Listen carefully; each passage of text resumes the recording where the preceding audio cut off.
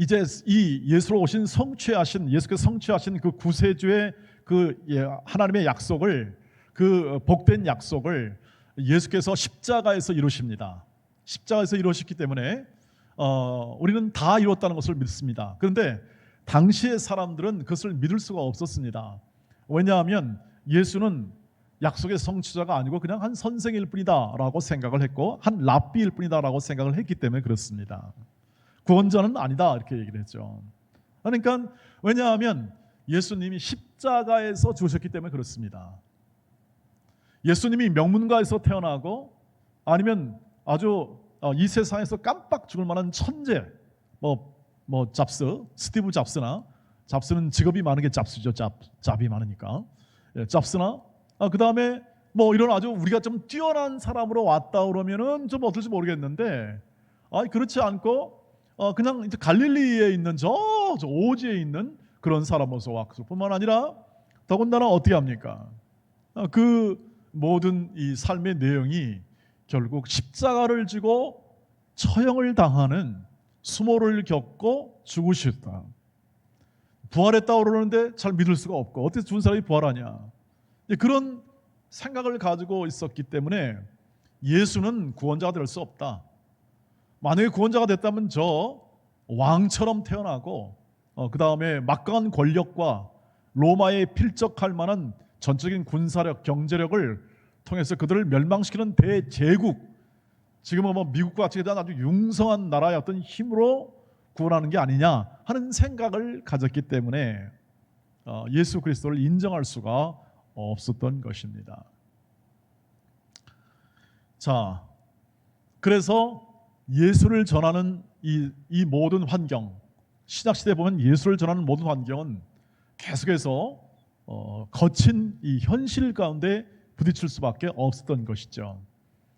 신약교회에서 항상 이것을 방해하는 세력이 누구냐? 유대인들이에요.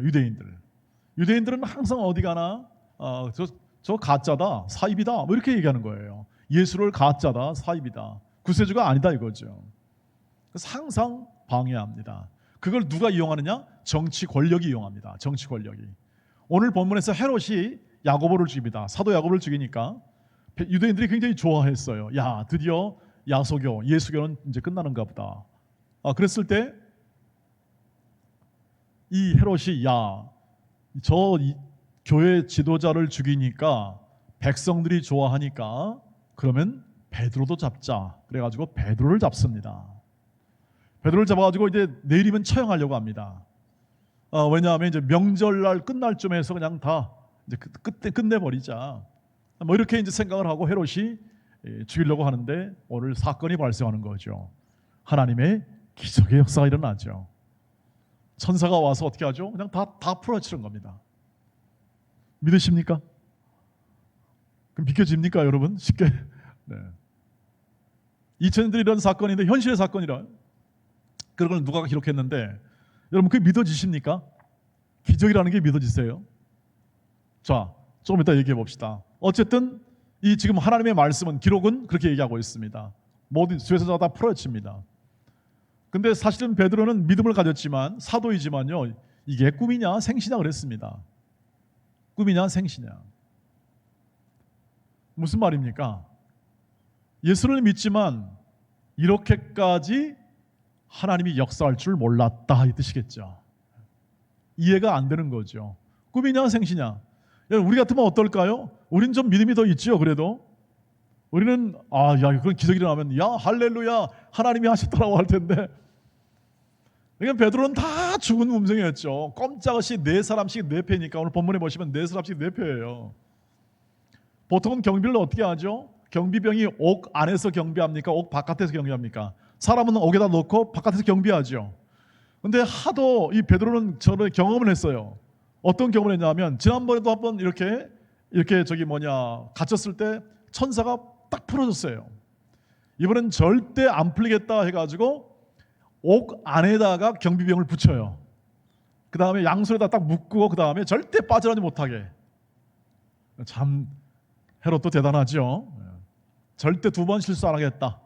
지난번엔 산헤드린 공회가 베드로를 붙잡아, 사도들을 붙잡아가지고 했을 때 다 풀려나겠는데, 이제는 그런 실수 안 하겠다 해가지고 헤롯이 딱 이렇게 붙잡아서 가둬놓습니다. 그런데 하나님의 사자가 풀어헤치니까 방법이 없는 겁니다. 방법이 없는 겁니다. 그런데 베드로는 어떻게 합니까? 그게 꿈인지 생시인지 잘 몰라요. 처음엔 잘 몰랐다는 얘기입니다. 나는 죽었구나 그 생각했을 겁니다. 아마 난 죽었구나. 그런데 풀려납니다. 자, 그럼 교회는 뭐 했을까요? 오늘 말씀 보니까 교회는 기도했어요. 열심히 기도.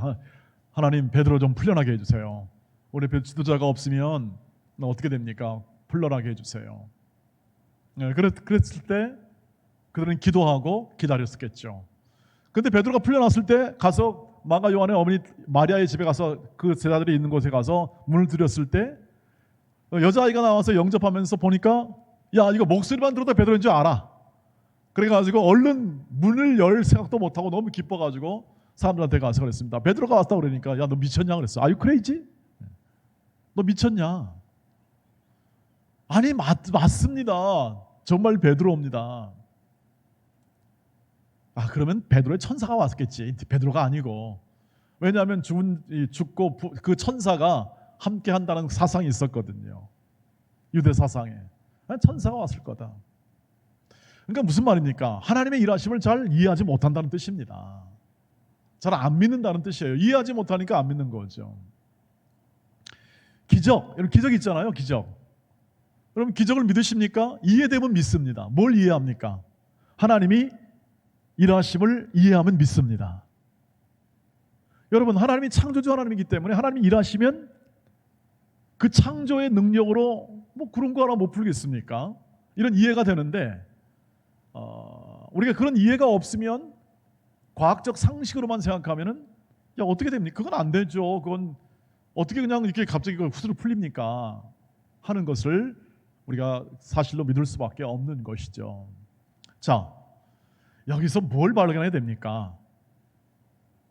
여기서 우리가 이해하지 못하는, 우리가 깨닫지 못하는 사이 하나님의 일하심과 하나님의 역사하심을 따라 하나님의 구원하심이 이루어지고 있다는 것입니다. 다시 한번 얘기할게요. 이것은 굉장히 중요한 포인트이기 때문에 하나님이 우리가 깨닫지 못하고 이해하지 못하는 사이에 하나님 나라가 확장이 되고 하나님의 일하심이 구체적으로 우리의 현실의 삶 가운데 역사한다. 이것을 확인하는 겁니다. 이것을 믿는 겁니다. 이것을 신뢰하는 겁니다. 이것을 뭐라고 그러냐면 교리적 용어로 섭리를 믿는다 이렇게 얘기합니다. 섭리를 믿는, 하나님의 섭리. 하나님이 일하시고 하나님이 다스리고 하나님이 통치하시고 하나님이 보존하시고 하나님이 교회를 세워내시고 하나님 나라를 확장하시는 것을 우리도 모르는 사이에 하나님이 스스로 하신다. 하나님이 역사하신다. 이 현실 가운데 말입니다. 이것을 이해하는 겁니다. 오늘의 설교 포인트는 그것입니다. 현실 가운데, 우리 현실 가운데 믿음으로 산다는 건 뭔가? 헤롯만큼의 공포는 아니지만 그러나 우리는 부대끼며 살아가죠. 우리는 정말 부대끼며 살아갑니다. 여러분 직장생활 편히 하는 사람 있어요? 직장생활 난 편하다. 그럴 수가 없을 겁니다. 아마 이 세상은 편할 수가 없어요.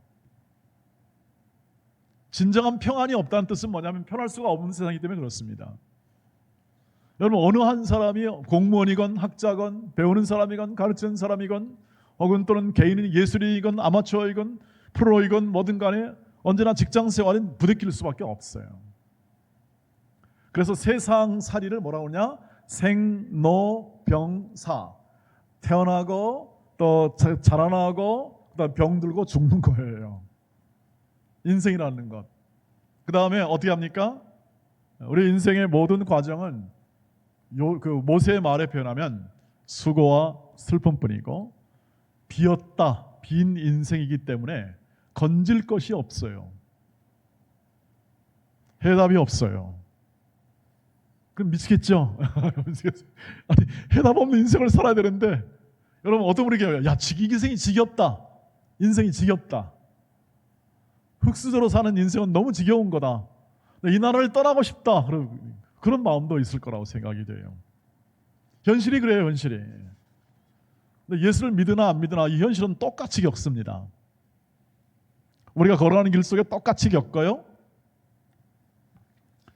그런데 세상 사람과 다른 시각은 뭡니까? 다른 의미를 발견하는 건데, 인생에 관해서 다른 의미를 발견하는 건데, 우리가 우리 힘으로 우리 민족과 우리 전체 인류의 문명과 교육과 철학과 이 모든 것을 이룸을 통해서 우리가 더 잘 살 수 있고 더 행복할 수 있고 미래의 문제를 해결할 수 있다는 그러한 모든 신념 속에 살아가는 게 이 세상의 삶입니다. 이 세상에 그렇게 살고 있고 그렇게 노력하고 있고, 오늘 열심히 공부해서 좋은 대학 가고 좋은 직장 가고 결혼 잘해가지고 행복하게 복되게 살고자 하는 모든 인간의 욕망은 어떻게 합니까? 산산이 부딪히죠. 산산이 부딪힙니다. 서울시 인구의 3분의 1이 1인 가족이죠. 외롭지 않을 수가 없어요. 홀로 외롭지 않을 수가 없어요. 하나님은 같이 살라고 만들어놨잖아요. 점점 떨어지잖아요. 코로나19는 점점 분리시키죠. 넌 떨어져 있으라고 말이죠. 너는 함께 모이면 병균 오른다. 우리 공동체를 위해서 해롭다. 당연하죠. 안전을 위해서 그렇습니다. 사실에 근거해서 그렇습니다. 사회는 그렇게 몰고 가고 병과 모든 불안전한 요소를 일으키는 요소들이 그렇게 만들어가는 것이죠. 그런데 이 사회를 살아가고 이 현실을 살아가는 그 의미를 다르게 해석하는 사람들이 있으니 그 사람이 크리스찬들이죠. 하나님의 섭리를 믿기 때문에 그렇습니다. 하나님의 섭리. 보이지 않아요. 즉 보이지 않고 믿을 수가 없어요. 여러분, 제가 기적을 믿습니까? 했을 때 여러분 신념에 따라서 믿을 수 있습니다. 아멘, 그럴 수 있습니다. 여러분 안 믿어도 어쩔 수 없습니다. 왜냐하면 안 믿기는데 어떻게 해요? 여러분 뭐 강요하지는 않습니다. 안 믿는데 막 믿으라 그럴 수 없어요. 하나님은 절대 그렇게 하지 않아요. 자, 어떠니? 다 풀어헤쳐놓고 어떠니? 받아들일래? 안 받아들이면 계속 가는 거예요. 저와 여러분의 인생도 마찬가지죠. 이 거친 현실에서 믿음으로 산다는 건 뭐냐면 하나님의 섭리를 받아들이며 살아가는 거예요. 하나님의 일하심과 인도하심을 받아들이며 살아가는 거예요. 기적입니까? 하나님은 기적도 행하실 수 있는 분이심을 받습니다. 그게 믿음이에요. 믿음. 하나님이 그 일도 행하실 수 있음을 믿습니다. 내 현실 속에서 부조리하죠. 네, 부조리해요. 얼마 전에 우리 교수님, 학교에서 가르치는 교수가 얘기를 하면서 이렇게 하소연한 걸 봤습니다. 너무너무 이 학교의 모든 제도나 불공정하고 또 편파적입니다. 너무 끼리끼리입니다. 네, 그렇습니다. 제가 당연합니다. 하나님이 중심이 되지 않고 섭리를 모으거나 아니면 이 세상 제도나 이 세상 가치를 그대로 따라가면 교회도 그렇게 됩니다. 교회도. 그러니 학교가 당연하지 않겠어요. 이 세상은 수고와 슬픔뿐인 세상이고 사람의 욕심을 따라 사는 삶은 결국 서로 간의 경쟁과 전쟁을 일으킬 그런 요소밖에 남지는 않습니다. 이걸 이제 여러분 시대 때, 여러분의 젊은 시절 때는 이상이 있고 꿈이 있고 순수함 때문에 그런 것이 잘 보이지 않습니다. 더 좋은 것과 더 공정하고 더 참된 이상을 추구하는 그 마음이 있어서 그런 것들이 잘 눈에 보이지는 않을 것입니다. 좋게 보려고 하고 또 경험되지 않은 것에 대해서는 미지에 대해서는 순수함으로 대응하기 때문에 그런 부분이 더 실감 있게 들리지는 않겠습니다. 예, 점점 살아가 보십시오. 점점 생활해 보십시오. 적어도 이런 말이 있습니다. 우리가 아무리 친한 사람도 3일 이상 갇히지 마라. 이런 말이 있습니다. 뭔 뜻일까요? 같이 있을 만한 그러한 충분한 넉넉함과 신뢰가 우리의 서로 없습니다.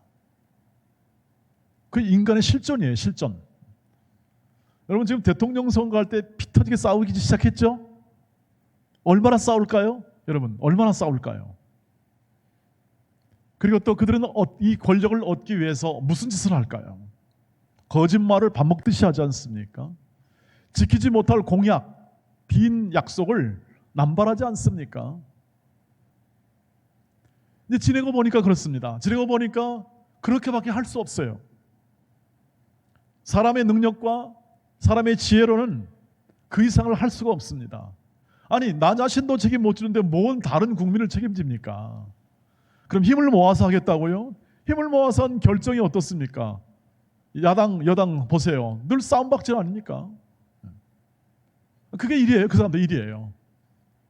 국정을 견제하는 게 야당의 일이고, 또 서로 좋은 그 관계 속에서 권력을 만들어서 우리 한번 멋지게 비전을 펼쳐보세 하는 것이 그들의 일이기 때문에, 그 방향 아니면 인생을 살 수 있는 근거가 없기 때문에 그렇게 할 수밖에 없습니다. 그래서 저는 그렇게 얘기해요. 정부나 모든 사람이 이렇게 잘못해도 너무 비난하지 마세요. 그들을 위해 기도하시기를 바랍니다. 오죽하면 저렇게 했을까? 저는 한계를 알기 때문에 그렇습니다.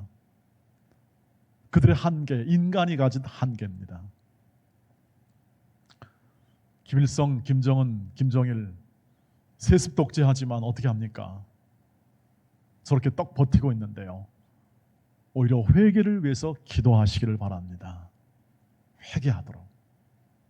어떻게 하겠습니까? 우리가 뭐 가서 무찌르겠습니까? 무슨 말이냐면, 우리는 어떤 상대에 대하여, 사람에 대하여 그 사람을 변화시킬 만한 능력이 없습니다. 그만한 힘도 없고요. 그래서 아파하는 겁니다. 분노란 무엇입니까? 분노. 여러분이 분노하잖아요. 분노란 무엇입니까? 분노란 내가 책임질 수 없어서 지르는 외마디 비명이 분노예요. 내가 책임질 수 없어요. 그러나 부조리는 뭐예요? 아픔은 뭐예요? 책임질 수 없어 내가 외치는 외마디 음성. 외마디 음성이 분노예요. 그러나 그것도 없으면 살아갈 수가 없을 것 같아요. 분노하지 않고는 견딜 수 없을 것 같아요. 그것이 우리 인간의 약함, 실존, 이 부분이에요. 그래서 표현하죠. 흑수로도 표현하고 헬조선이라는 말로도 표현하고, 표현해서 내 분노를 어떻게 합니까? 표현합니다.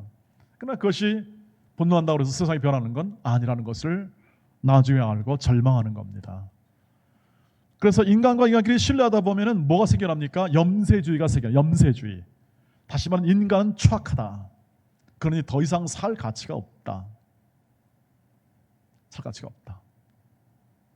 그래서 허밍웨이 같은 노벨상을 받은 작가들도 죽습니다. 자살하며 죽습니다. 안 그럴 것 같죠?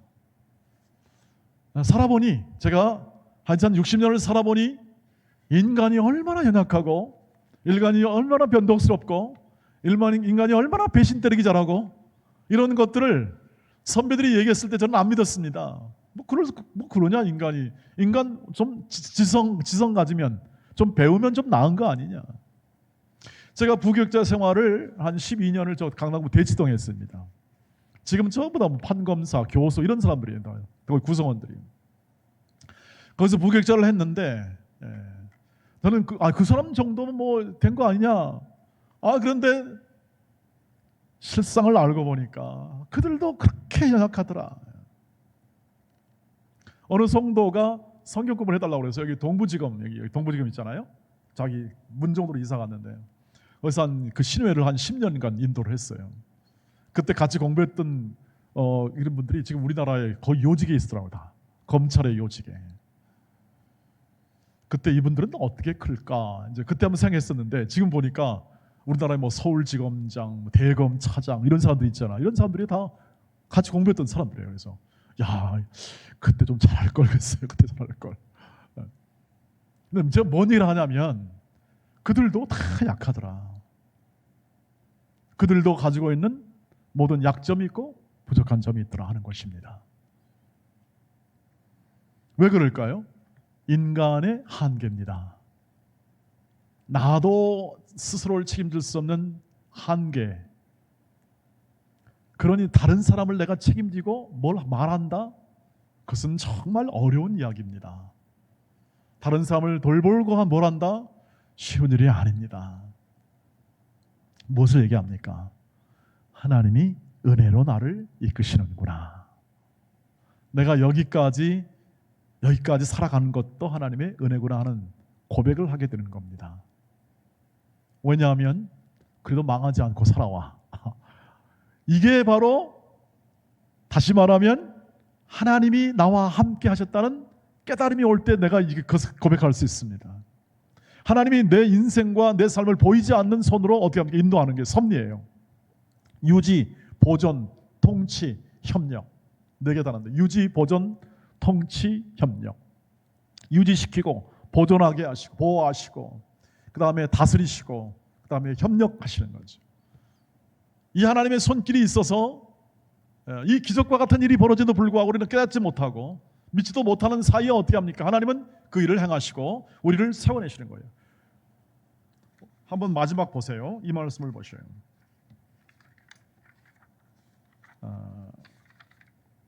23절 24절 마지막 읽어보겠습니다. 한번 같이 읽겠습니다. 시작. 헤롯이 영광을 하나님께로 돌리지 아니하므로 주의 사자가 고치니 벌레에게 먹혀 죽으니라. 하나님의 말씀은 흥왕하여 더하더라. 하나님이 손 보시죠? 놔두지 아니하시고 헤롯을 손 봅니다. 주의 사자 손 봐가지고 결국 거기에 합당한 죄값을 받게 하고 죽이십니다. 무시무시하죠? 절대 놓지 않는다는 뜻입니다. 절대 하나님이 외면하지 않으신다. 그런데 보세요. 하나님의 말씀은 더 흥황하더라.